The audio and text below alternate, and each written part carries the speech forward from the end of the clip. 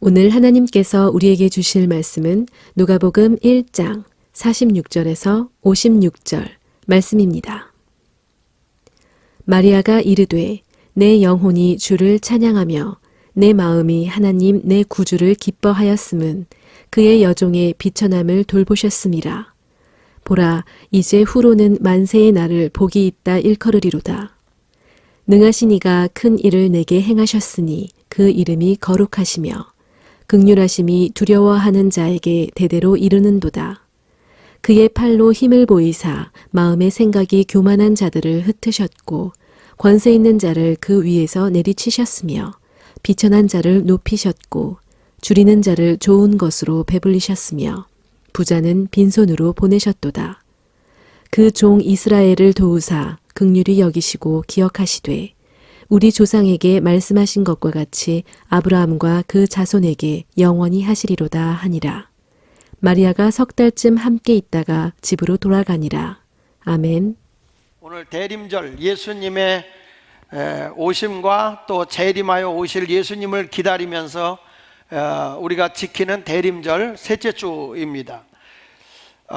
여러분, 오늘 내용은 마리아가 하나님의 은혜로 임신하고 나서 자기가 앞으로 이루어질 하나님의 영광, 하나님의 큰 복을 생각하니까 너무 기쁘고 너무 행복해서 하나님을 찬양하는 거예요. 감격해가지고 하나님을 찬양하는 거예요. 사람이 너무너무 행복하고 좋으면요, 막 감격스러운 고백을 하게 되어 있잖아요. 막 사람의 마음에 감동을 주는데, 마리아는 처녀의 몸으로 자기가 임신했는데 너무너무 만세 후에 일어날 일들을 생각하니까 너무 감격이 해가지고 흥분이 돼서 하나님을 찬양한 내용이 오늘 본문의 사건이고요. 마리아의 몸을 빌려서 예수님이 이 땅에 메시아가, 우리를 구원하러 오실 메시아가 탄생한다고 하는 것은, 이거는 천지 창조 이후에 굉장한 역사입니다. 그러니까 이런 모든 역사가 자기에게는 너무 기뻐서 하나님을 영화롭게 하는 그런 모습을 보여주고 있습니다. 이런 책이 있습니다. 마음을 열어주는 101가지 이야기라는 책이 있습니다. 사람의 마음에 감동을 주고 마음에 아주 이렇게 그 따뜻함을 주고 있는 그러한 이야기만 열고 해놓은 것이 이제 101가지 이야기다라는 책인데, 그 책에 보면 이런 내용이 나옵니다. 인디아나 주에, 미국에 있는 인디아나 주의 한 학생이 만 15살입니다. 만 15살의 학생이 안타깝게도 암이 걸립니다. 뇌종양이 걸려서 이 아이가 이제 방사선 치료를 받게 되고 또 이 항암 치료를 받게 됩니다. 치료를 받다 보니까 아이의 머리털이 다 빠진 거예요. 아이의 머리털이 다 빠지고 나니까 애가 사람 기피증이 걸리는 거예요. 창피하다. 내가 어떻게 저 학교에 가서 애들하고 같이 어울리는가. 가지고 사람 기피증이 생기고 학교 가기를 싫어합니다. 이것을 알아본 그 학교의 학생들이, 자기 반 학생들이 어떻게 하냐면, 야, 우리 쟤가 거북하지 않도록, 쟤가 불편하지 않도록 우리가 좀 도와주자. 그래가지고 이 아이들이 자기 친구를 찾아갑니다. 찾아가면서, 야, 너의 머리털 없음이 우리의 머리털 없음이고, 너의 아픔이 우리의 아픔이고, 너의 그 고통스러움이 내 고통이야. 그래서 우리는 너와 똑같이 머리털 없는 사람들이 되기로 했어. 그래가지고 거기에 자기 학급반 학생들, 여학생이고 남학생이고 다 머리를 다 깎았다는 거예요. 머리를 다 깎고, 그리고 그 아이와 함께 이렇게 뒹굴르면서 학교 생활을 했다고 하는 그 이야기죠. 여러분, 참 마음 따뜻한 얘기가 아닌가요? 사실 우리가 보면 누가 아픔이 오면, 그래 걔는 저주받아서 그래, 걔는 아픔이 있어서 그래, 이렇게 말할 수 있는데, 그것이 아니라 그의 아픔을 내 아픔으로 알고 그의 고통을 내 고통으로 알고 있다고 하는 것은 굉장히 중요한 것이다 라고 말씀해 주고 있습니다. 여러분, 아이들도요, 우리 아이들이 부모가 어떤 돈을 많이 주고 무엇을 많이 해주고 그것을 기억하진 않아요. 우리 부모님이 나에게 돈 많이 줬고 너에게 용돈 많이 줬고 그것이 애들이 기억되는 것 같지만 절대 그렇지 않습니다. 아이들이 마음의 감동을 받고 기억하는 것은 뭐냐면 부모님들의 사랑과 관심입니다. 그 사랑을 받고 관심을 주고 그들 따뜻한 말 한마디가 사실은 영원히 기억이 되는 겁니다. 너 돈 얼마 줬는지 알아? 내가 너 키우는데 돈이 얼마 들어간지 알아? 다른 애들은 못 가는 학교 내가 다 보냈고 너를 위해서 내가 야 옷 하나도 시시한 거 입혀준 줄 알아? 너 옷 하나가 몇백만 원짜리를 알아? 막 이러면서 아무리 부모가 떠들어봐도 그거는 별로 애가 감동을 주지 않아요. 별로 주지 못한 것에도 엄마가 아버지가 한 번 더 사랑해주고 따뜻한 말 해주고 아멘하다. 누가 돌아가셨나? 정말 우리 엄마 아버지는 나를 사랑했어. 나에게 지적하기보다 하늘의 별을 보고 같이 이야기하길 원하고 어디 같이 이렇게 다니면서 그 아이에게 야 저것 봐라 참 아름답잖아 이러면서 아이와 함께 지내고 있는 것을 더 좋아할 거라고 저는 생각을 합니다. 저도 지금에 와서 느끼는 거지만은 손주를 키워보니까 애들 교육을 내가 지금 같으면 잘 키울 것 같아. 지금 같으면. 그러니까 뭔지 모르고 키웠던 거죠. 그래서 이런 책이 있습니다. 다시 아이를 키운다면 이라는 책인데 그 책에 보면 이런 말이 나옵니다. 먼저 아이의 자존심을 세워주고 집은 나중에 세우리라. 아이와 함께 손가락 그림을 많이 그리고 손가락으로 명령을 하던 일을 덜하리라. 손가락으로 너 이거 해. 저거 치워 이런 거 안 하고 나는 그 아이에게 손가락으로 그림을 더 그릴 것이다. 아이를 바로 잡으려고 노력은 덜하고 아이와 하나 되면서 더 많이 놀기 위해 노력하리라.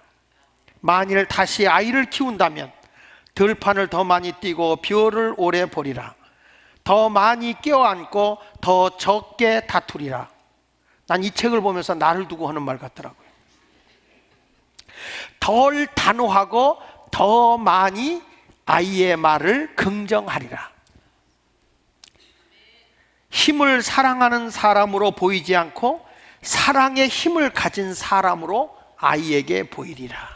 이런 글을 썼어요. 그거를 보니까 내가 이 책을 미리 봤어야 되는 건데 하는 아쉬움이 있습니다. 여기 남자들 많이 이 말을 좀 공감할 거라고 생각합니다.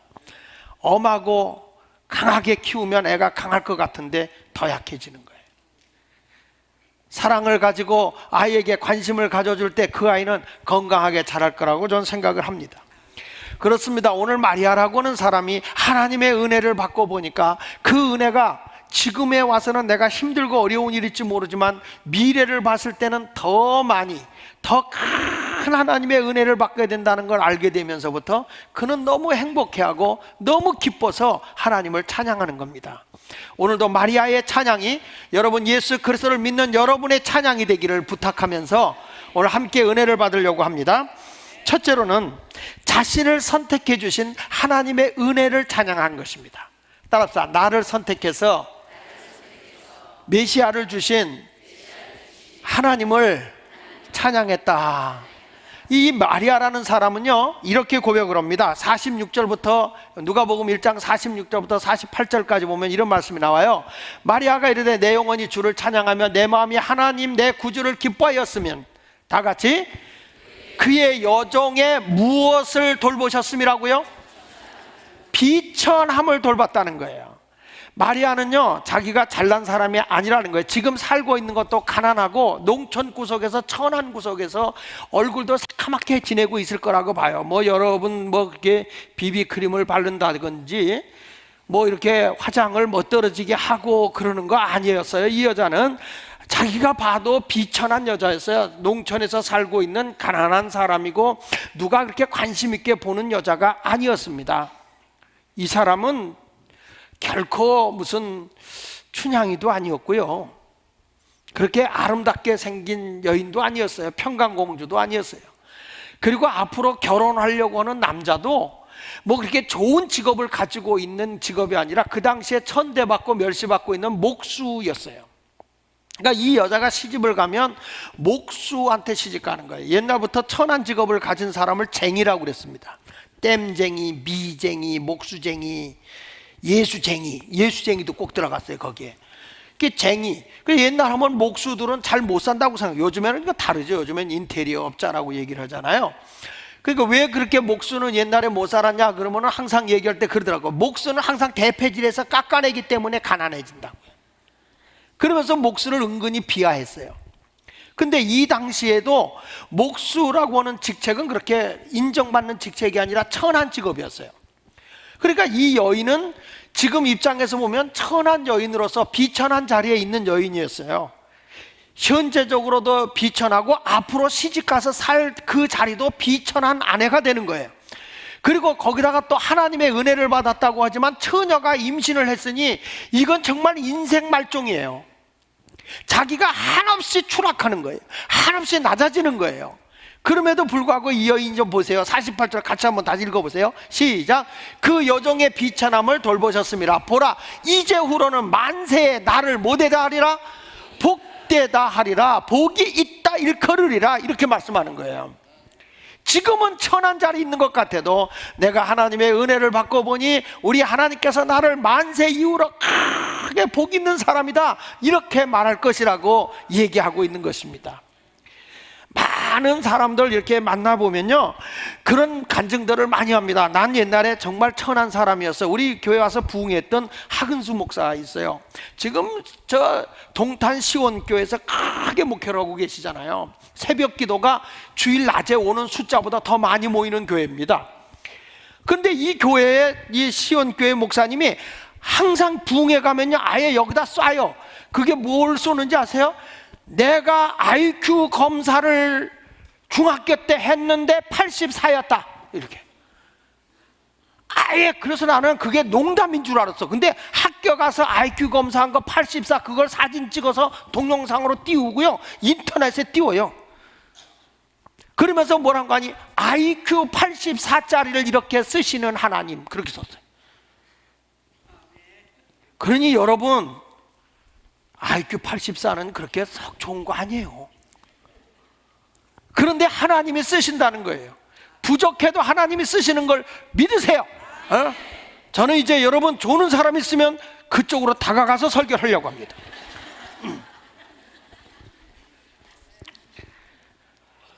여러분 보면 이 존 뉴턴이라고 하는 사람 있잖아요. 존 뉴턴이라고 하는 사람이 쓴 찬송가 시의 가운데 유명한 거 많이 불려지는 노래가 있죠. Amazing Grace. 나 같은 죄인 살리신 주 은혜 놀라와. 이 찬송가로요, 아마 찬송가 가운데 세계적으로 가장 많이 불려지는 찬송가가 아닐까 이렇게 생각을 해요. 그 찬송가를 듣고 회심하고 돌아온 사람이 너무너무 많은 거예요. 그러면 이 존 뉴턴이라는 사람은 어떤 사람이냐면 전쟁에 참여했다가 포로로 잡히고 그곳에서 뭘 자기가 배우냐면 아프리카 사람들을 갖다가 노예로 팔아버리는 그것을 익혀요. 그래서 나중에 이 사람이 뭐가 되면 노예 무역상이 됩니다. 사람을 잡아다가 팔아넘기는 인신매매죠. 이런 노예 생활을 합니다. 이런 노예 매매상을 해요. 그러더니 어느 날 노예를 아프리카에서 이제 붙잡아다가 팔고서 돌아오는, 배를 타고 돌아오는 이 사람이 큰 풍랑을 만나요. 그래서 살 여망이 없어요. 이제 나는 죽었다, 이제 나는 끝났다라고 하는 절망에 놓일 때 그가 이렇게 하나님께 간구합니다. 주여, 나에게 은혜를 베푸시고 자비를 베푸사 살려주옵소서. 나를 한번 살려주시면 내가 하나님을 위해서 살겠습니다. 근데 그의 기도가 하나님 앞에 상달이 돼요. 이 사람이 살게 됩니다. 자기가 노예 생활하던, 노예 매매 생활을 하던 것을 다 정리해버리고 회심하고 돌아와서 목사가 돼요. 이 사람이 목사가 되어서 목회하면서 늘 마음에 사람을 인신매매한 게 많이 찔리는데 그때마다 하나님 앞에 가슴을 치고 기도하면 너 과거의 것을 내가 기억하지 않는다. 하나님의 은혜를 그가 살고 있는 거죠. 그러니까 그 사람이 과거에 주님을 만나지 못했다면 얼마나 천하에 못된 사람이 되었겠어요. 근데 자기 자신이 예수님을 만나고 보니까 이렇게 내 자신도 바뀌어지지만 나 하나 바뀌어짐으로 말미암아 나로 인해서 노예로 팔려갈 사람들이 얼마나 많이 안 팔려가게 됐냐 이 말이에요. 그는 자기가 아무리 생각해봐도 목사가 되고 하나님의 사역을 하는 것이 은혜라는 거예요. 은혜. 그래서 어메이징 그레이스, 나 같은 죄인 살리신 주 은혜 놀라와. 잃었던 생명 찾았고 광명을 얻었다. 우리가 지금까지 천한 자리에 있었거나 낮은 자리에서도 하나님의 은혜가 내 속에 오면 나는 존귀한 사람으로 하나님께 쓰임받게 될 것을 믿으시기 바랍니다. 지금 한국교회에서 가장 크게 알려지는 목사님, 큰 목사님으로 불려지는 분이 김사만 목사님이시죠. 명성교회. 근데 그 김사만 목사님은요, 시골교회에서 처음 목회를 시골 경상도에서 했습니다. 시골 목회를 했는데 기적인 거는 교인이 한 명도 없다는 거예요. 그래서 이분이 할 일이 없어서 동네 청년들하고 장기 두고 바둑 둡니다.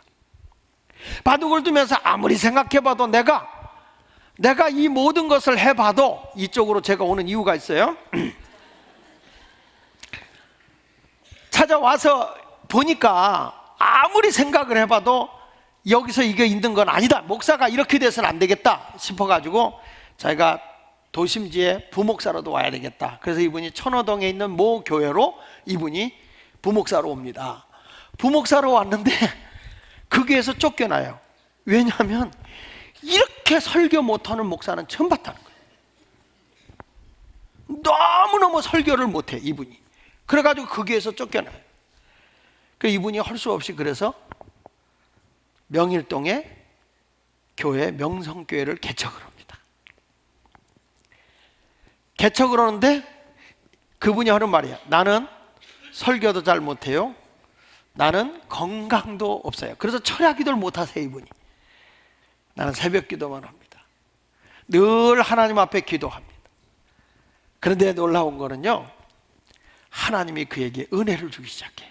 은혜를. 시골에서 실패했어? 부목사로도 실패했어? 천한 자리에 있었어요. 그런데 하나님의 은혜를 갈망한 거예요. 하나님 나를 높여주시는 거예요. 그러더니 얼마나 많은 사람들이 그 교회로 몰려들기 시작하는데, 이르지는 마시고요, 그 목사님의 설교 내용을 적으려고 보면요 진짜 적히질 않아요. 그냥 단순하게 설교를 하는 거예요. 단순하게 한 테마를 가지고, 한 주제를 가지고 말씀을 하시는데 그게 사람의 마음을 감동을 시키는 거예요. 그 마음을 주는 거예요. 여러분, 그분은요 장로교 신학대학을 나왔는데 정규 신학대학을 나온 게 아니고 전수과라고 그래서 정통이 아니라 지방에서 군소신학을 하다가 거기 편입해서 가는 그 전수생들 이거 하는 그거 나오셨어요. 정규대학을 나온, 그러니까 쉽게 말하면 학사증이 없어요. 학사증이 없는 거예요. 석사증이 없고요. 그리고 이분은 미국에 유학을 간 적이 없어요. 그분이 하시는 말씀이에요. 나는 40일 금식 기도를 한 번도 한 적이 없다. 금식 기도를. 그런데 하나님이 왜 나를 이렇게 크게 쓰실까? 목사님들이 가서 물어봅니다. 목사님, 어떻게 그렇게 목회를 크게 하세요? 어떻게 그렇게 많은 사람들이 몰려오세요? 그렇게 물었을 때 그분이 하시는 말씀 딱 한 가지. 비천한 나에게 하나님이 은혜를 주신 것이지. 하나님의 은혜가 오면 지금은 내가 수치를 당하고 부끄러움을 당하고 낮은 자리에 있을지 모르지만 하나님은 나를 높여주시고 올려주신다는 거예요. 지금 여기서 지금 말씀하고 있는 내용을 보면은 자기는 하나님께서 이 비천한 나를 높여주셨다는 거예요. 여러분, 그 사람은 이렇게 말합니다. 성경 말씀 거기 53절 상반절에도 보니까 뭐라고 하니, 권세 있는 거기 보면은 줄이는 자를 좋은 것으로 배부셨으며, 자기가 그렇게 잘 사는 사람도 아니에요. 그런데 우리 하나님이 잘 사는 사람을 택한 게 아니라 줄인 자를 좋은 것으로 배불리시고 부자는 오히려 빈손으로 보내셨다는 거예요. 하나님은요 권세 있다고 쓰는 거 아니에요. 잘났다고 쓰는 거 아니에요. 겸손하게 하나님의 은혜를 갈망하는 자에게 주님은 그를 붙들어서 높여주시는 거예요. 지금 내가 힘이 없습니까? 내가 경제적으로 어렵습니까? 육신적으로 병이 들어 있습니까? 이때가 가장 강력한 하나님의 은혜를 갈망할 때예요. 하나님 나를 붙들어 써주세요. 하나님 나를 세워주세요. 이렇게 아름다운 삶을 살았던 귀한 마리아의 찬양, 비천한 나를 하나님이 높여주셨다. 얼마나 찬양합니까? 금난교회 김홍도 목사님이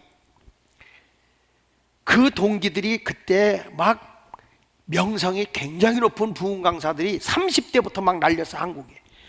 그래가지고 그 당시에 이 30대 부흥 강사들로 뛰던 분이 삼순선교회라는 걸 만들어요.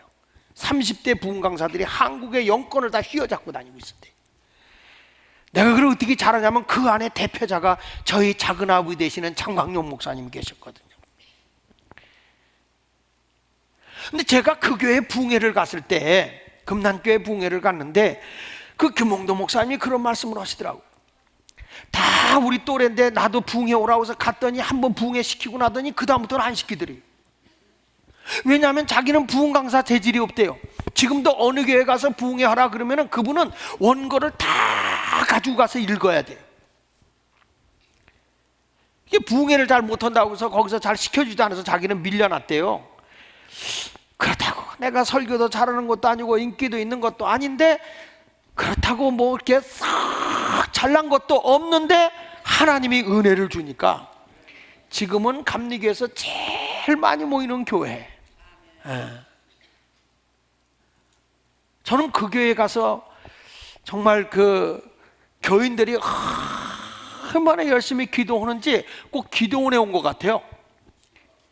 집회 전에 벌써 거기 1시간 전에 가보여도 그냥 예배당에서 여기서 주야 저기서 주야 막 부르짖어 기도하는 소리가 여기저기서 막 나는 거예요. 왜 그러냐? 내가 잘났다고 하나님이 쓰는 것이 아니에요. 부족해도 하나님의 은혜를 갈망하면 낮은 자리에 있던 나를 높여서 하나님이 쓰실 줄로 분명히 믿습니다. 이번에도 저희 교인들 가운데 내년도 목회 계획을 세우면서 우리가 치유 마을이나 이런 걸 할 때 보면 과거에 상처가 있었고 과거에 어려움이 있었던 모든 것들이 다 바뀌어진다 할지라도 하나님은 나를 붙잡아 쓰고자 하면 얼마든지 높여주는 거예요. 지금의 문제가 아니에요. 하나님의 은혜가 오면 우리는 달라지게 되어 있는 것입니다. 그래서 오늘 말씀을 기억하십시오. 하나님은 줄인 자를 좋은 것으로 배불리시는 하나님입니다. 가난하십니까? 실망하지 마십시오. 하나님의 은혜를 갈망하십시오. 내 일이 잘 꼬이고 잘 이루어지지 않습니까? 고통 속에 허덕이는 분이 있습니까? 실망하지 마십시오. 거기서 하나님의 은혜를 경험하게 되면 하나님이 얼마나 귀하게 여러분을 쓰실지 몰라요. 마리아는 이것을 찬양하고 있는 거예요. 나같이 비천한 자를 하나님이 높여주셔서 인류를 구원할 메시아를 출생시키고 있다고 하는 것, 엄청난 역사입니다. 이것에 대해서 감사하는 성도들이 되시기를 예수 이름으로 축원을 드립니다. 두 번째 가서는 마리아가 뭘 찬양을 하냐면 따라합시다. 약속된 말씀의 성취와 은혜 자리에 머물게 됨을 찬양했다. 마리아는요, 여기 성경 말씀 54절부터 보면 이런 말씀이 나와요. 그중 이스라엘을 도우사 국률이 여기시고, 하나님이 이스라엘을 도우사 국률이 여기시고 기억하시되 우리 조상에게 말씀하신 것과 같이 아브라함과 그 자손에게 영원히 하시리로다. 그 자손과 영원히 하신다. 하나님이 누구를 통해서 이루어지느냐? 메시아가 바로 하나님의 약속대로 이루어지는데 아브라함의 자손을 통해서 이루어진다 그랬거든요. 그러니까 이 마리아라고 하는 여인은 세상의 모든 사람에게 존경받고 추앙받는 사람을 통해서 일하고 있는 것이 아니고, 보잘것없는 여인이지만 하나님은 아브라함에게 약속한, 구약에 이미 약속한 예언이 천하고 천한 이 마리아라고 하는 여인을 통해서 하나님이 일하고 계시는 거예요. 거기서 메시아가 출생하고 있는 거예요.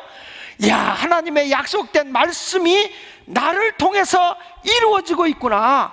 이것에 깨달은 마리아는 너무너무 기뻐서 하나님을 마음껏 찬양하고 하나님을 높이고 있는 것이에요.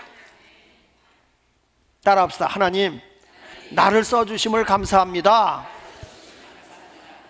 지금은 내가 손해보는 것 같고 망신스러운 것 같아도 하나님의 손에 붙들려서 만세 이후로 하나님이 복되다 할 것이니까 지금 마리아처럼 존경받는 여인이 어디 있습니까? 그래서 이 땅에 오셔서 우리 주님은 보잘것없는 여인을 통해서 예수님이 출생하셨고, 그 예수님은 하나님의 나라를 이 땅에 갖고 오신 거예요. 뜻이 하늘에서 이루어진 것 같이 땅에서도 이루어지는 거죠. 메시아는 이 땅에 하나님의 나라를 세우기를 원하셨습니다. 죄인들을 구원하고, 사망에 있는 자들이 생명을 얻게 하고, 저주 아래 있는 사람이 축복된 자리로 돌아오길 원하고, 멸망하기에 직전에 있는 사람에게 승리의 삶을 살아가도록 인도해 주시는 분이 바로 이 땅에 하나님 나라를 가지고 오신 예수 그리스도이십니다. 그러니까 예수님이 오셔서 제자들을 택하시고, 그 제자들을 통해서 교회를 세우시고, 그 교회를 통해서 인류를 섬기게 하는데, 항상 이 인류는 하나님의 나라를 세워나가는 교회를 중심으로 이루어지는 거예요. 교회가 부패되고 교회가 타락해버리면 세상도 타락하고 세상도 멸망하는 거예요. 하나님의 나라가 어디서 이루어질 거냐? 하나님께서 독생자 예수 그리스도를 이 땅에 연약한 마리아를 통해서 이루셨다고 한다면, 다시금 우리 하나님의 역사는 우리 교회를 통해서 일을 행하시는 것이고, 이 교회가 세상을 품어내고 세상을 변화시켜 나가는 위대한 역사를 이루어야 하는 것입니다. 한 사람의 위대함이 세상에 큰 영향을 주는 거죠. 우리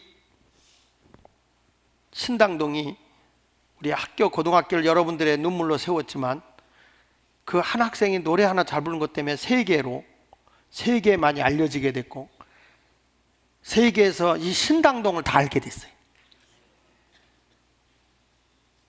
백과사전에 보면 서울 실용음악 고등학교가 예수 마을교에서 세워졌다고 하는 게 나와요. 거기에 유명한 이 신당동을 들었다 놨다 세계적으로 한 학생이 왔죠. 이예진 어디 와 있나? 예진이 학생? 예진이 와 있는데. 일어나봐. 잠깐 일어나봐. 예진 학생 일어나봐. 자, 저 뒤에 저기 와 있구나. 저기. 예, 예. 고마워요. 예. 한 사람의 변화는, 메시아가 이 땅에서 세상을 바꿔놓듯이 나 한 사람의 변화는 세상을 바꿔놓고 세상을 변화시킬 수 있는 그런 역사가 나는 여러분을 통해서 일어나기를 원해요. 하나님은 결코 잘난 사람, 뽐내는 사람을 통해서 이루어지는 게 아니라, 나는 부족하지만, 나는 천하지만 주님의 손에 붙들려서 살기를 원합니다 하면 하나님은 그 사람을 붙잡아 쓰시는 것입니다. 마리아가 지금 외치고 있잖아요. 하나님, 정말로 부족한 나를 붙잡아서 써주심을 감사하는데 하나님의 말씀이 이루어짐을 감사한다는 거예요. 저는 어저께 공연을 하는 것을 보면서 이 신당동에 웬 젊은이들이 이렇게 많이 와? 아마 동네가 깜짝 놀랐을 거예요. 무슨 일이야? 교회라는 이름을 하나도 안 붙이고 공감이란 글자만 딱 붙여놓고 왔는데, 사람들이 와가지고 와 하더니 뭐라는지 할 때 교회래 이러고 가요.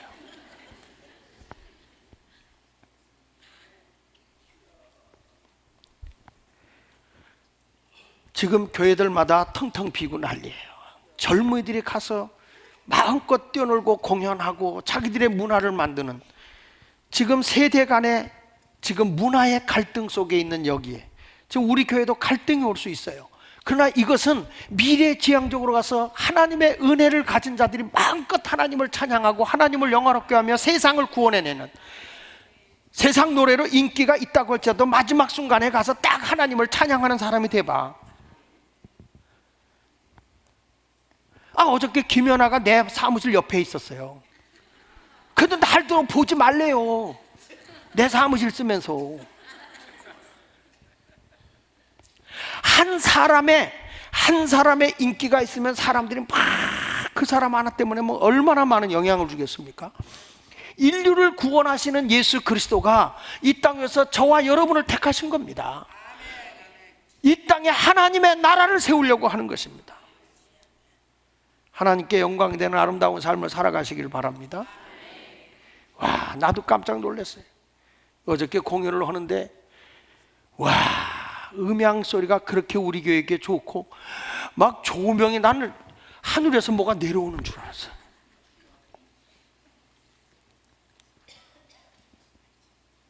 젊은이들이 영양껏 자기를 할 수 있는 그런 모습이에요. 누구도 할 수 없는 것을 이루어 나가는 이 모습은 우리를 자랑하고 건물을 뽐내고 그게 아니에요. 하나님의 연약한 자들을 세워서 하나님의 위대함을 보여주고자 하는 하나님의 계획을 알아야 되고요. 이것이 뭐냐? 하나님의 은혜라는 거예요. 여러분, 바울 같은 사람이 주님을 받을 때 자기는 이런 고백을 해요. 내가 세계에 복음을 전하게 되는 것 때문에 핍박을 당하고 어려움을 당해도 그는 나같이 부족한 사람, 깨닫지 못하는 나같이 부족한 사람을 택해 주신 것이, 하나님이 선택해서 구원을 주신 것이 은혜다. 고린도전서 15장 9절에 보니까 이렇게 말씀해요. 선택받은 자기는 구원의 은혜를 찬양하고 있어요. 고린도전서 15장 9절에 보니까 15장 8절에 보니까 맨 나중에 만삭되지 못하여 난 자 같은 내게도 보이셨다.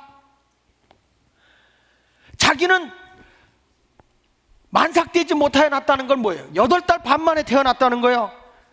8.15 광복절 들떨어졌다는 거예요. 내가 영적으로는. 그런데 하나님이 나에게 보여줘서 내가 예수를 알게 됐고 예수를 전하는 사람이 된 건데, 내가 구원받은 게 하나님의 은혜라는 거예요. 구원받은 것만 해도 감사한데 하나님이 복음을 전하는 사도로 세워줬다. 사명을 주신 것이 은혜다. 15장 9절에 이렇게 말합니다.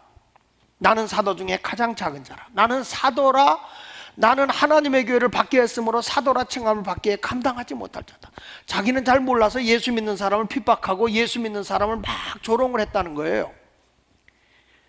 그런데 하나님이 나를 택해 준 게 아니라 사도라 줘서 세계의 복음을 전하는 위대한 사도로 하나님이 쓴 것이고, 사도 바울이 없었다면 세계 복음화가 일어나지 않았을 거예요. 그런데 하나님이 사도 바울 한 사람을 바꿔놔가지고 신약 성경 3분의 2를 기록하게 하고 세계 복음화를 이루게 된 거죠. 그렇게 예수 믿는 사람 핍박하고 조롱하고 멸시하던 사람 한 사람이 바꿔지니까 하나님의 뜻이 이루어지는 거예요. 하나님의 뜻이. 그래서 사도가 되자마자 뽐내는 것이 아니라 자기는 그 사도직을 감당하기 위해서 누구보다 수고하고 애썼다는 거예요. 그런데 그것도 내가 자랑할 것이 아니라 하나님이 주신 은혜를 했다는 거예요. 고린도전서 15장 10절에 보니까 수고의 은혜를 했다. 수고. 같이 읽어볼까요? 시작. 그러나 내가 나 된 것은 하나님의 은혜로 된 것이니 내게 주신 그의 은혜가 헛되지 아니하여 내가 모든 사도보다 더 많이 수고하였으나 내가 한 것이 아니요 오직 나와 함께 하신 하나님의 은혜로다. 교회 집사님이 되고 권사님이 되고 장로님이 되고 디렉터가 되고 목자가 되고 전도사님이 되시고 목사님이 되시고 다 장로님이 되시고 하는 이런 모든 것들이 다 내가 잘나서 똑똑해서가 아니라 하나님의 은혜다 이거예요. 그러면 그걸 주신 사역을 위해서는, 직분을 주셨으면 내가 뭘 해야 돼요? 수고해야 돼. 열심히 일하는데 내가 잘나서가 아니라 하나님의 은혜로 한다는 거예요. 은혜로.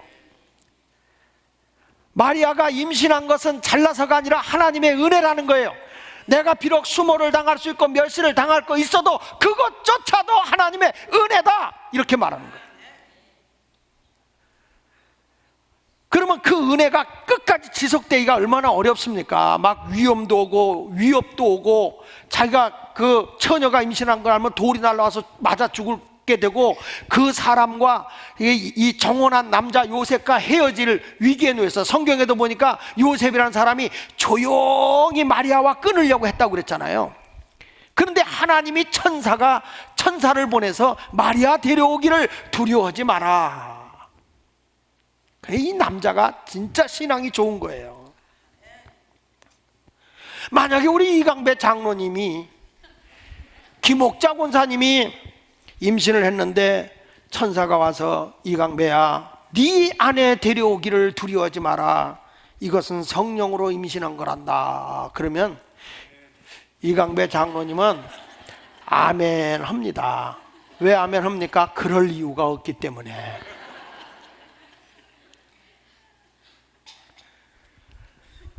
그러나 이 마리아는 그런 어려움이 오지만은 이렇게 자기가 그 위험을 감당하고 끝까지 가진 믿음을 지킬 수 있고 하나님을 이렇게 기쁘게 찬양할 수 있었던 것은 거기 마지막 절에 보니까 뭐라고 말하는 거 아니? 3개월 동안 엘리사벳과 함께 있었다는 거죠.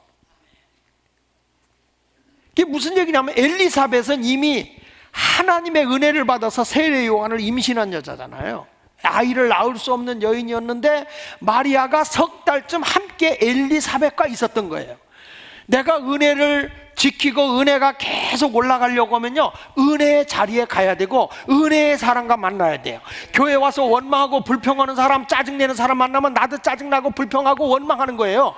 근데 은혜 있는 사람 만나보세요. 좋은 사람 만나보세요. 나도 좋은 사람 되고 은혜 있는 사람은 은혜가 막 팍팍팍팍 올라가는 거예요. 교회 와서 기도하는 사람 만나보세요. 기도하는 사람이 되는 거예요. 저는 목사입니다. 목사인데 목사가 어울리는 사람들이 놀기 좋아하고 춤추기 좋아하는 목사 어울리면 나도 그렇게 돼요.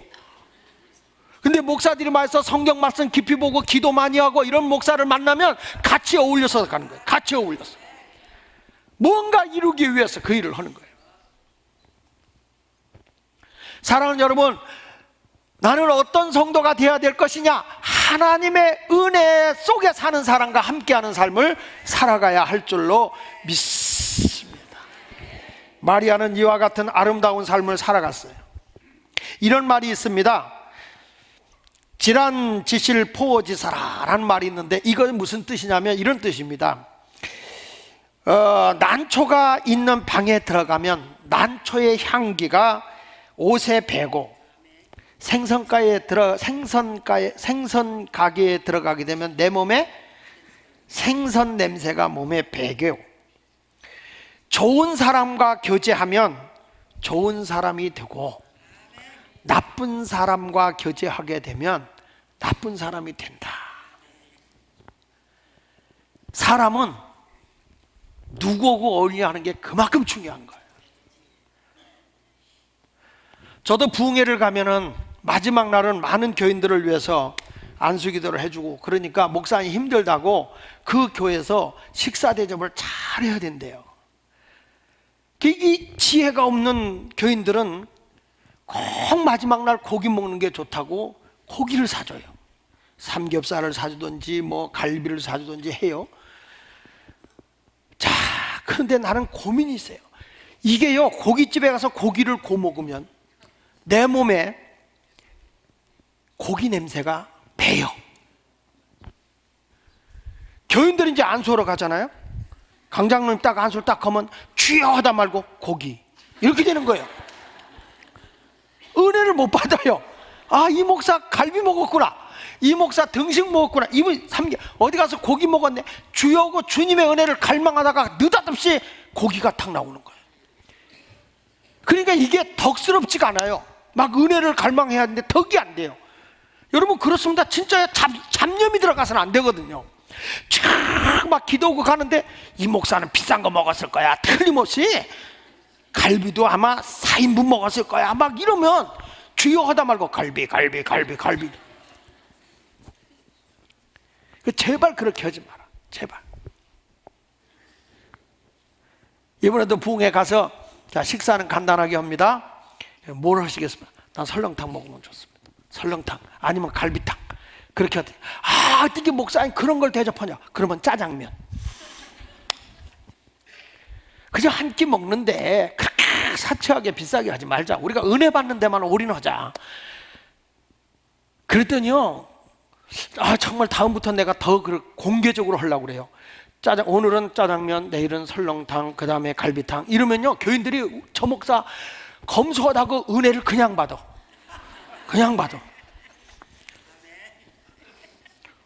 오늘 말씀을 다시 한번 여러분 되새기십시오. 내가 지금 비천한 자리, 천한 자리 있다고 실망하지 마십시오. 나 같은 게 어떻게 여기 나가 그러지 마십시오. 여러분, 내가 신방할 때 우리 집에 어떤 문제가 있다고 부끄러워하지 마십시오. 그거는 하나님의 은혜를 받을 만한 징조인 것입니다. 그래서 하나님 앞에 적극적으로 나서서 하나님을 가까이 하는 성도가 되시기를 주 예수 이름으로 축원합니다. 어느 분이 절대로 그런 얘기 하더라고요. 목사님은 너무 사람을 가까이 하지 않는다고 그러는데 나 굉장히 부드러운 사람이에요. 무슨 일 있으면 여러분 신방 요청하면 제가 가요. 부담 갖지 말고 요청하세요. 시간을 못 내서 시간만 조정하면 되는 것이지 그렇게 먼 사람 아니에요. 어떤 사람은 목사님 저를 비켜가는데 이번에도 우리가 신방을 내가 그렇게 했는데 3분의 1 정도밖에 안 받았어요, 신방을.